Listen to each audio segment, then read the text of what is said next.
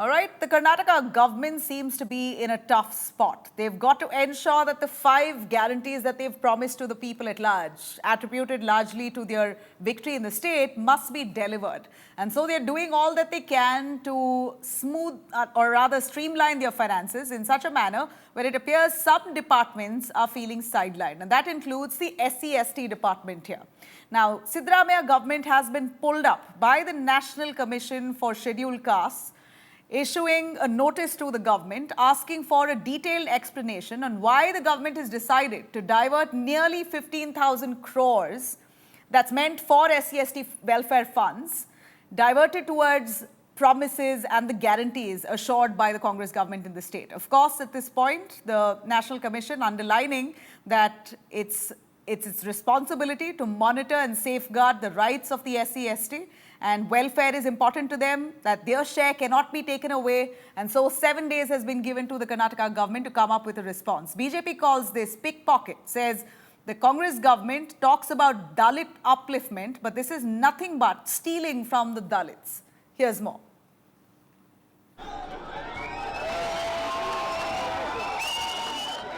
Congress's victory in Karnataka was largely attributed to the 5 guarantees, but their struggle to implement it has played spoilsport. In spirit of smoothly delivering their promises, the state government has decided to divert 14,730 crores from the SC/ST fund pool, warranting a reaction now from the National Commission for Scheduled Castes. The constitutional body monitoring SC/ST welfare has raised concerns over the move, asking for detailed report from the Karnataka government within 7 days' time, explaining the rationale behind this decision. Karnataka की government है, उसने अनुसूचित जाति के कल्याण हेतु जो fund है उसका दुरुपयोग करके अन्य जगह पर वो उपयोग कर रही है, दुरुपयोग कर रही है। तो ये सरासर अनुसूचित जाति कल्याण हेतु जो भी योजना है उसके विरुद्ध भी है और संविधान के विरुद्ध भी है। तो इसे संज्ञान लेते हुए अनुसूचित जाति आयोग ने कर्नाटक सरकार को नोटिस दिया है और 7 दिन का उनको समय भी दिया है कि 7 दिन में वो अपना जवाब दें। Opposition BJP has fired at the Siddaramaiah government, accusing them of swindling money meant for Dalits. Chief Minister Siddaramaiah ji, who claimed himself as the champion of Dalits and backward class. ST Development Corporation, where money was meant for the development of the people of ST community. This money has been looted. This money has been looted, and all the money that has been looted has been used in the Lok Sabha election in Karnataka and other states also. Chief Minister Siddaramaiah always used to try to take advantage.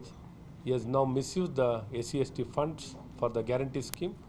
I think that's a right case been taken up by the Human Rights Commission or the National Scheduled Caste and Scheduled Tribe Commission.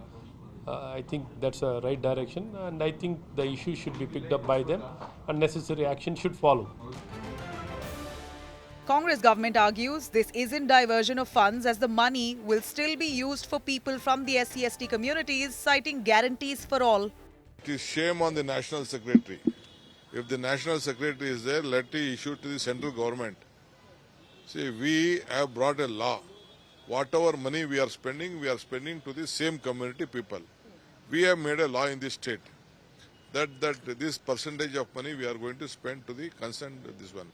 So in whatever 38 crores or 33 crores or 28 crores, whatever is there, we brought a law in this. First time Andhra Pradesh had brought it, second time we have brought it, and we are giving to those same section of the society.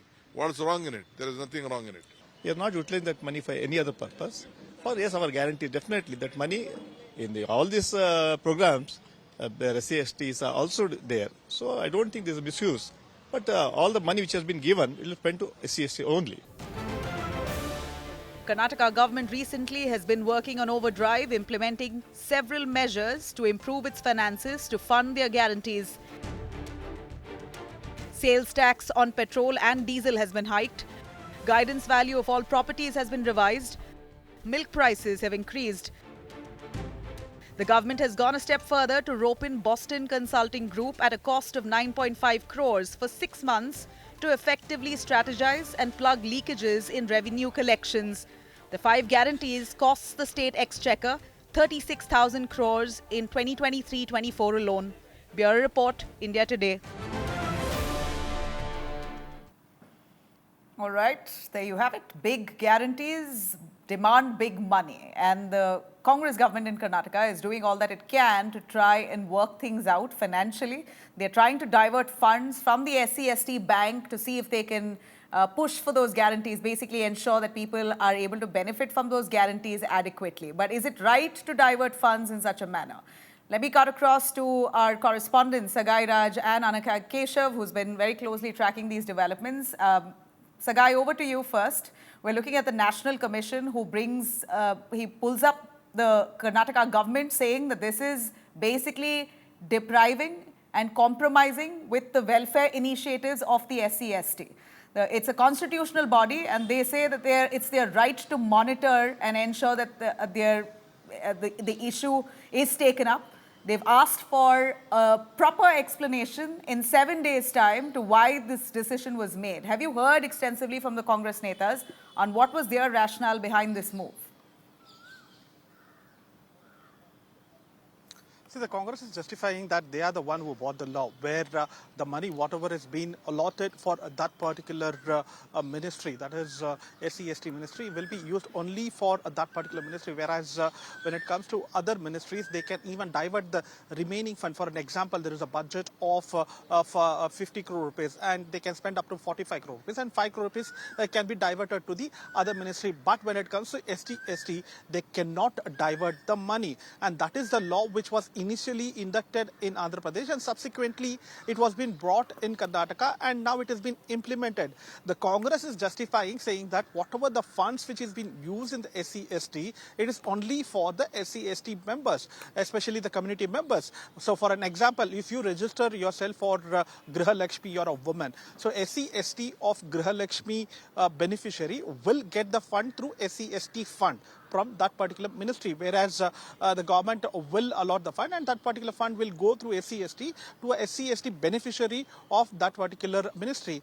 The larger question asked by the opposition is that when you use all those money for guarantees, what will happen for the development? For an example, in the previous government, if they have allotted money for the development of hostels, schools, specially meant for SC/ST, or any other program specially meant for SC/ST, you will not have funds for those kind of development. So to ensure that the promises made by the Congress government, you divert the fund, and definitely the development of that particular community, which should happen in the larger aspect, is not happening. That is where the National Commission comes into play and questions the Chief Secretary of Karnataka whether you are diverting the fund and what is the development which is happening. Sagai, the question is, have they used up all those funds for SC/ST development the previous year? See, there is no stats which has been released by the government, but what we get to learn is the Congress government have justified saying that the beneficiaries from SC/ST community getting these funds through that particular ministry.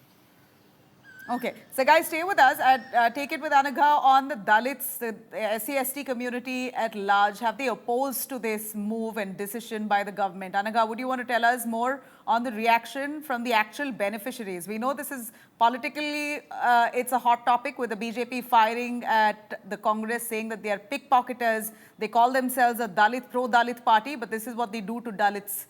So what's the reaction from the Dalit community here?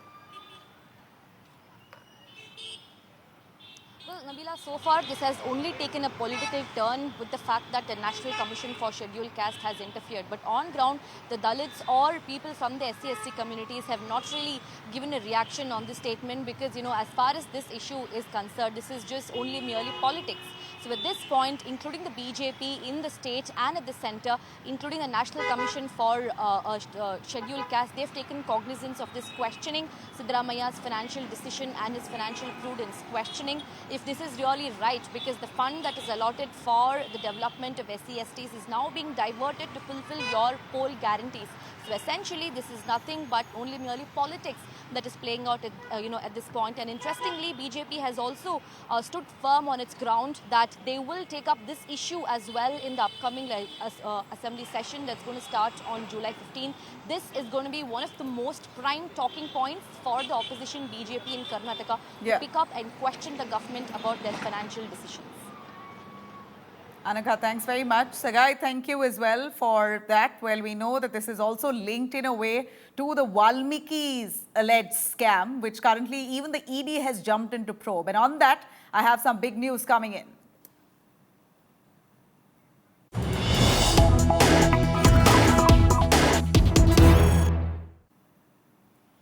In the latest year, we're looking at Union Minister Shobha Karandlaje of the BJP writing to Home Minister Amit Shah on the Valmiki scam case. Says the magnitude of the scam runs up to crores, exposing serious questions about governance and accountability within the Congress in the state of Karnataka, requesting for a thorough and independent inquiry by the CBI into the role of Union Bank and other involved financial institutions.